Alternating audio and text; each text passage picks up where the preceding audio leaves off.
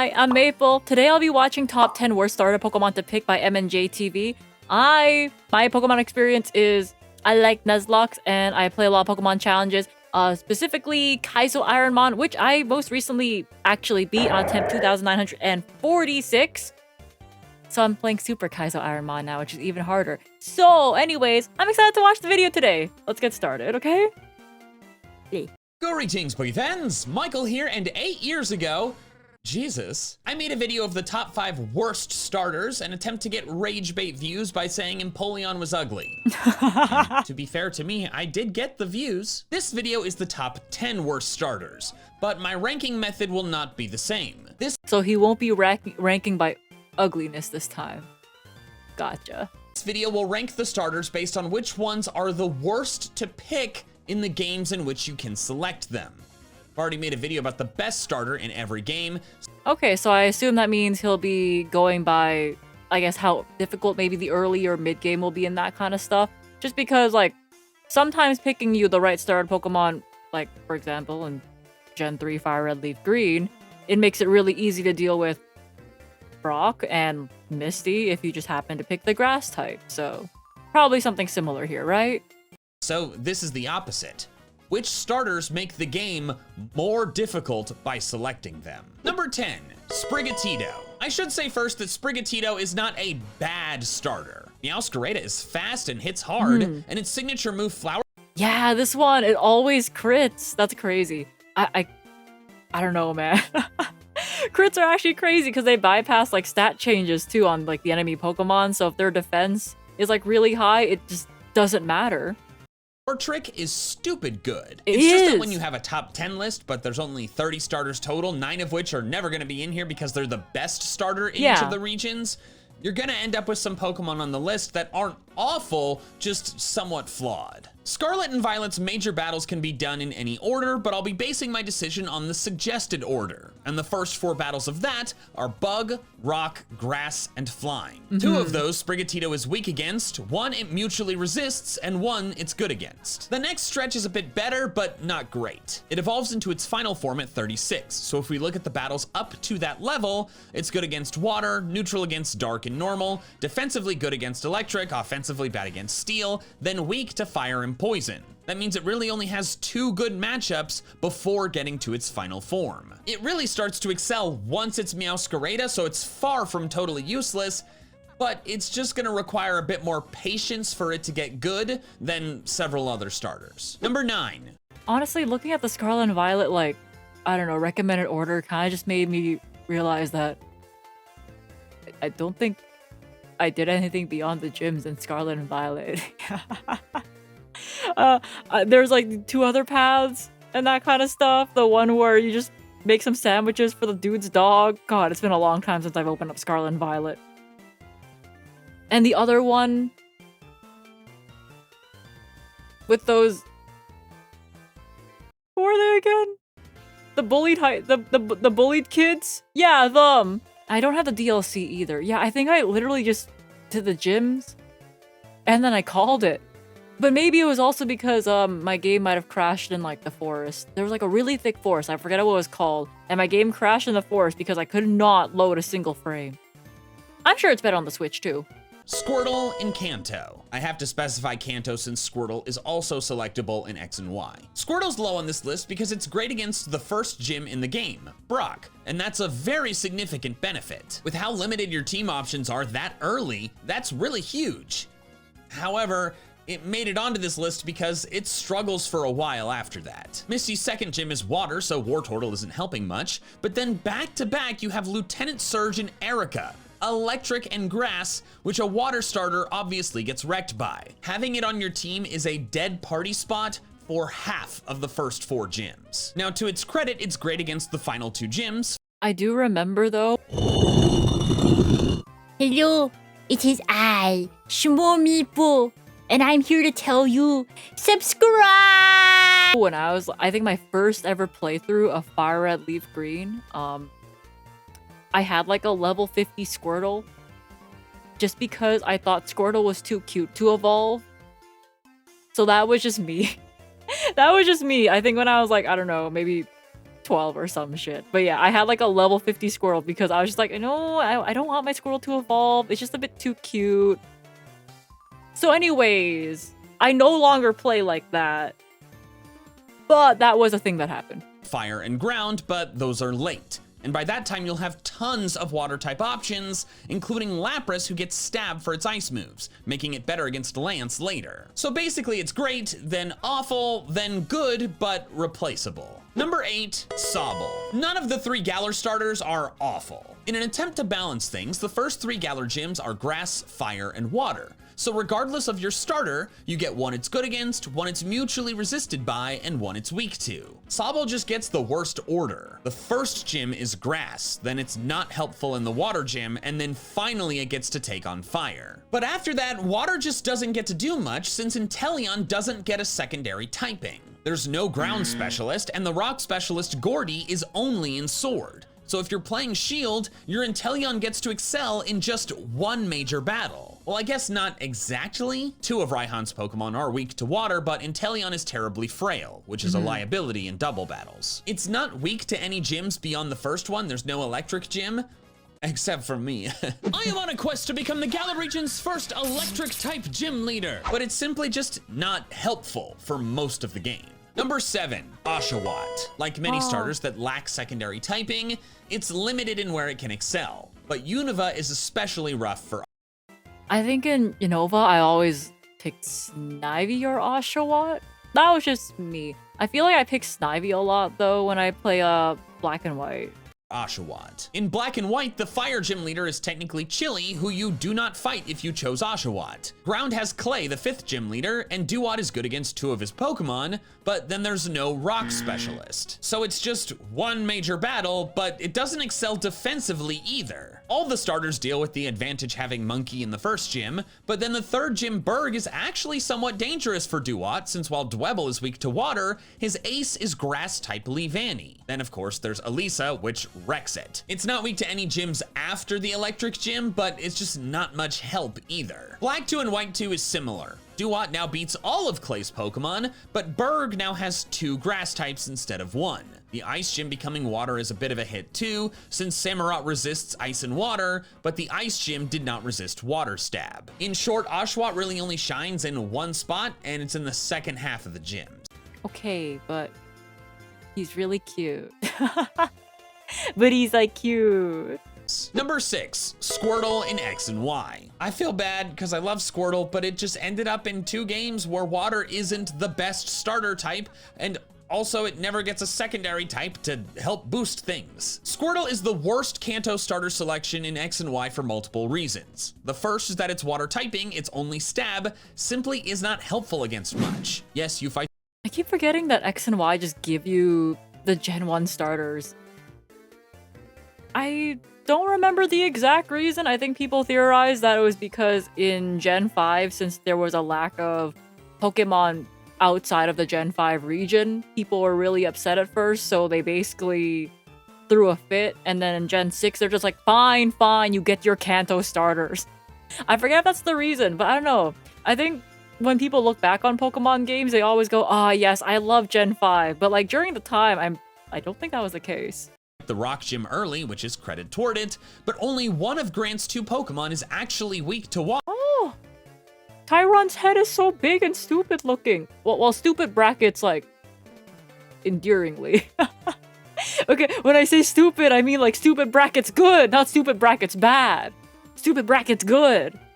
Then you have 1 neutral gym, then back-to-back grass and electric gyms where it obviously stinks. Then while water type defense helps with the last gym and the steel specialist Wickstrom, water offense doesn't really help you with anything until Malva in the Elite 4. I already mentioned this briefly, but starters that never get secondary typing a lot of times just end up not being as good. Like, here's another example. Mudkip is by far the best starter in the Hoenn region because it's good against 3 of the first 4 gyms thanks to Marshtomp's ground type. But if you take away that ground type from Marshtomp, it goes from being good against 3 of the first 4 to only 2 of the first 4, and now it's weak to the electric one. Additionally, Mega Blastoise is the worst of the Kanto starter Megas. Mega Venusaur gives you stab offense for fairy types and deletes its weaknesses to fire and ice using Thick Fat. Mega Charizard Y is stupid strong under the Yeah, oh my god. I haven't played Pokemon Champions yet since, well, I think it's been out for maybe like a week at this point by the time I'm recording this.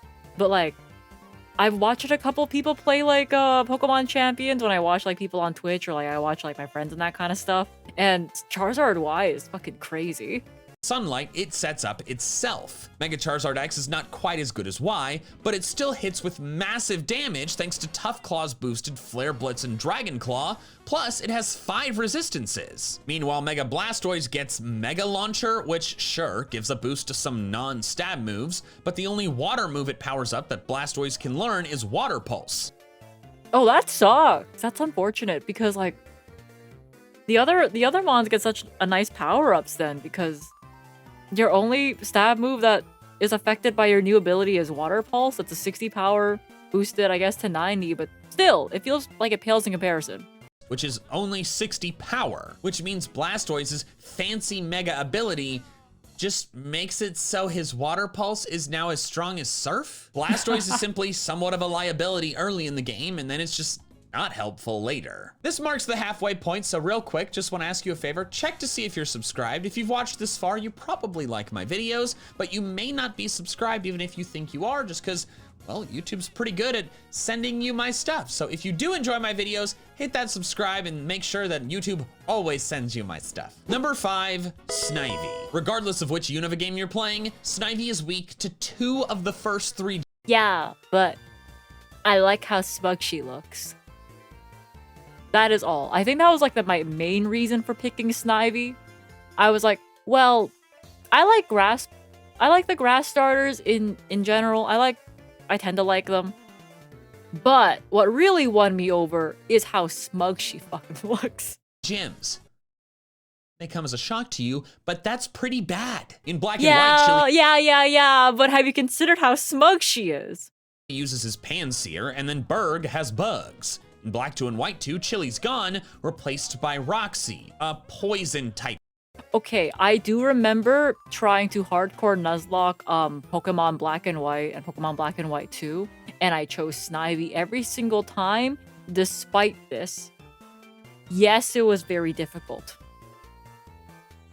But have you considered the look on her face? Anyways. Gym leader. That is brutal. Your starter is dead weight early in the game. Have you considered the look on, I'm sorry.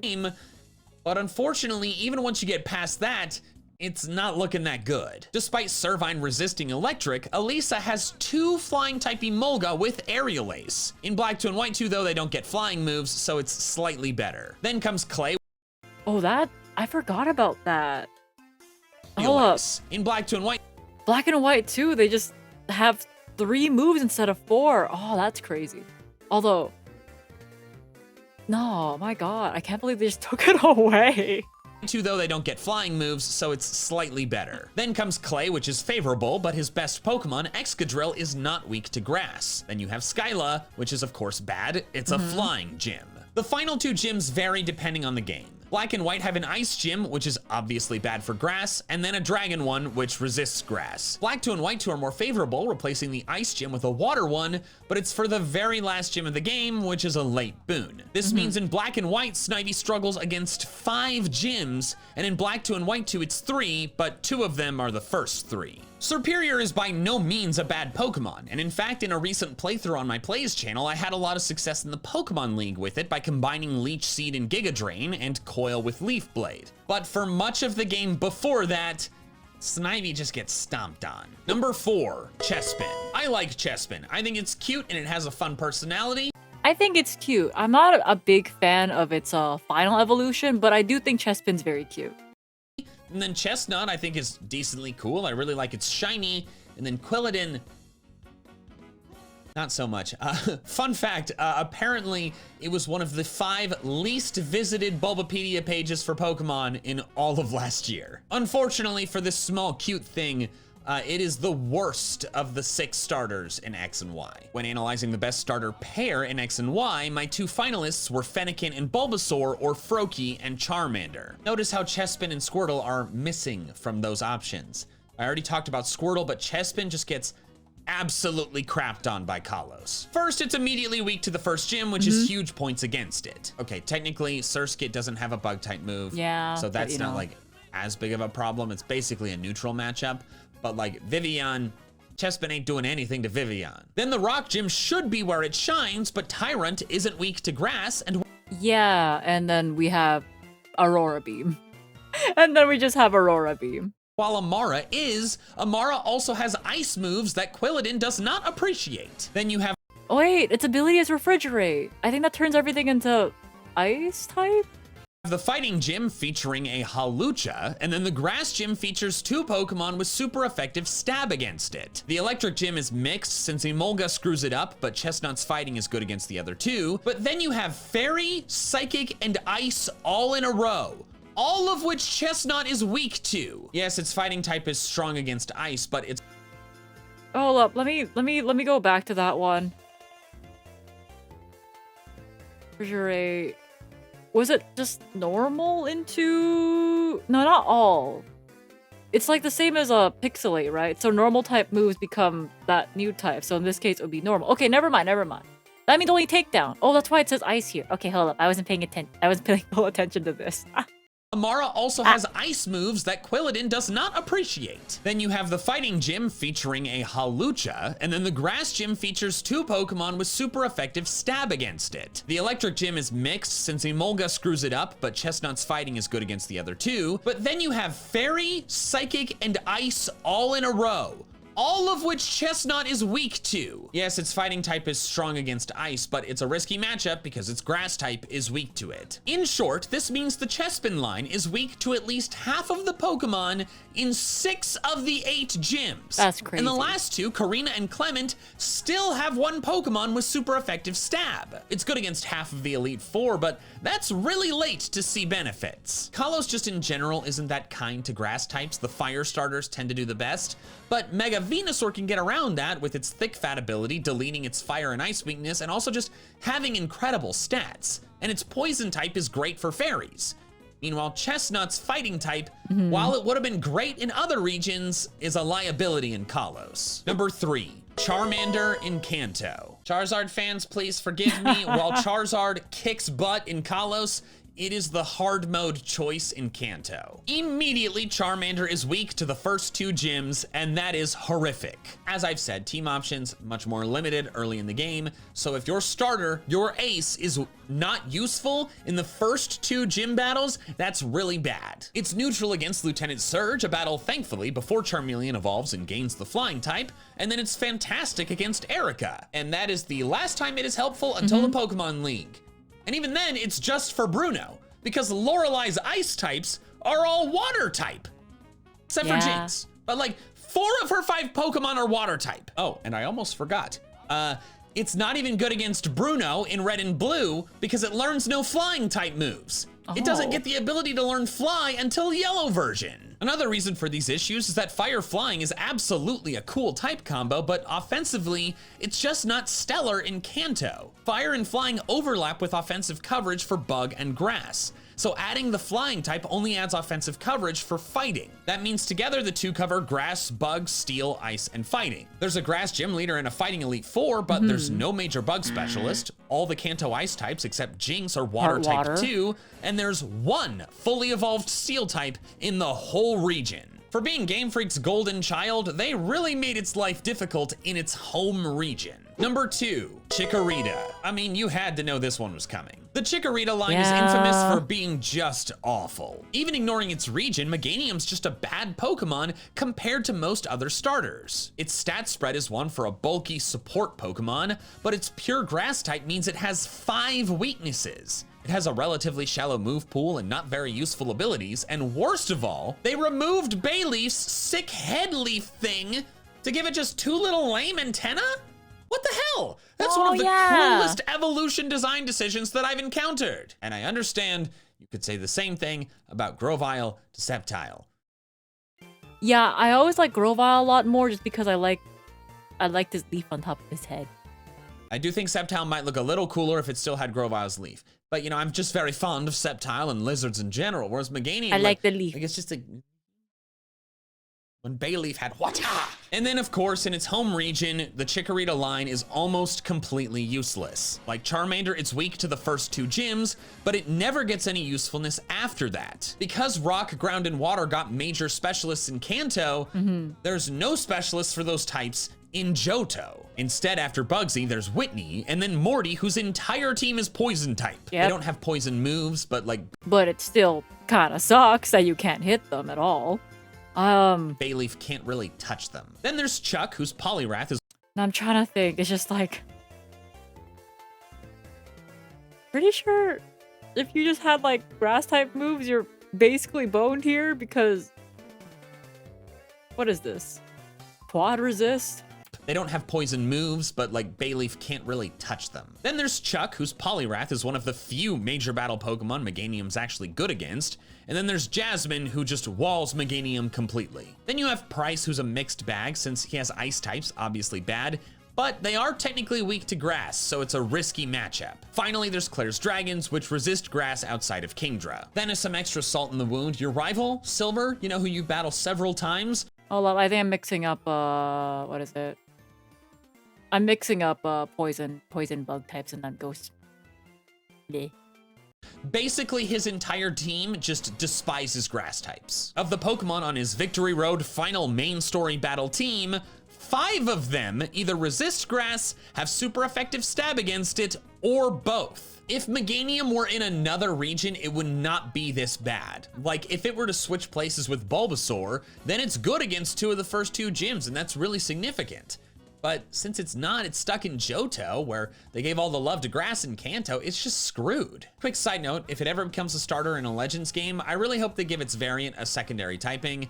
Meganium needs some love. In a Legends game? Oh my god! This video came out over a year ago! Yo, in a Legends game you say? Because it's like not an ugly Pokemon. It's just like, its life has been terrible. But despite that, despite all of these issues, Chikorita is still not the worst starter. It's the worst one to choose, but the worst starter is one where you don't get a choice at all. Number 1, Pikachu in Yellow version. Pikachu! Yellow has you start with a Pikachu. Ah, I love the Pokemon like Yellow version art because it's still the chunky Pikachu. It's not like the chunkiest Pikachu to ever exist in terms of like Pokemon art, that kind of stuff, but it's still a Chonkerchu. Pikachu that cannot evolve. A Pikachu that can't evolve. The gym matchups barely matter at this point. If you keep it the whole run, you're bringing a Pokemon as weak as a base form starter, a BST of only 320 under the modern system, to the freaking Pokemon League. And this is its level up moveset. Even if it could evolve, pure electric typing is just still not that great. It is useless in the Brock battle, the first of the game where your starter is supposed to help the most, since it only gets normal and electric attacks. Geodude and Onix are immune to electric, and then they resist normal with high defense. So you basically need other Pokemon to make this battle even somewhat doable. Electric is strong against Misty, but you have to be careful still because Pikachu does not resist water like a grass type does, and it's super frail. The other Kanto starters will have evolved by this point, so even Charmeleon might take some hits from Misty better. And then electric offense just doesn't really help again until Lorelei in the Pokemon League when you have a regular Pikachu. Let's Go Pikachu solved this problem by buffing Pikachu significantly, giving partner Pikachu a base stat total of... I remember Let's Go Pikachu because I played that one. I remember they also gave him like some really silly move names that I can't recall, but I remember Pikachu was like surfing or some shit. 430 and several broken moves, like Zippy Zap. Okay, I remember Zippy Zap. These move names and like the move names here are really fucking silly. A 50 base power move with priority that also always crits. Seriously. Yeah. It's like a slightly weaker extreme speed that doesn't care about attack drops or defense boosts. Yeah. They did the same thing for the partner Eevee in Let's Go Eevee, which actually gets an even wider range of busted moves. Baddie Bad, Bouncy Bubble, Fuzzy Buzz, Freezy Frost, Let's see, Glow, Sappy Seed, Slizzy Slide, sparkly swirl. I don't know why I struggle to process all of this. In order to keep the players using their cute, normally weak Maybe it's because I just got out of a food coma, but by God, I struggle to process all of those moves. Pokemon, in Let's Go, they buffed the power of them dramatically. But in Yellow, they didn't think to do that. They're just like, oh, hey, Pokemania, let's sell more games. And just like, look, you can be Ash. You can start with Pikachu. But Ash doesn't have a regular Pikachu. Ash has a freaking partner Pikachu, if not one that's even better than that. And so they just stuck us with a garbage one. I've played Yellow only once on the Virtual Console on the 3DS as an adult. And I was sick of my Pikachu by like Gym 3 or 4 and ditched it for Zapdos as soon as I could. You know, it's just important to remember all these other starters I discussed before Pikachu, like at the end of the day, even if they don't match up well against the gyms in their region, you still end up with like solidly quite strong Pokemon at the end. But if you get a Pikachu that is weak and will never get stronger, that's by far the worst starter in any mainline Pokemon game. Thank you so much for watching. If you want to see another video from me, there's one on the screen here that YouTube picked out specifically for you. Oh, it's like an I watched this algorithm one thing. already. Not everybody sees the same video, but they think Oh, I've seen this one though. What? you'll like this one, and they're pretty smart. they recommend my videos, so they gotta be good at something. But anyways, thank you so much for watching, and that is all I have for now. So till next time, big fans. Gotta catch them all. Okay, thank you guys so much for watching this with me. I'll see you guys next time. Subscribe or some shit. Bleh.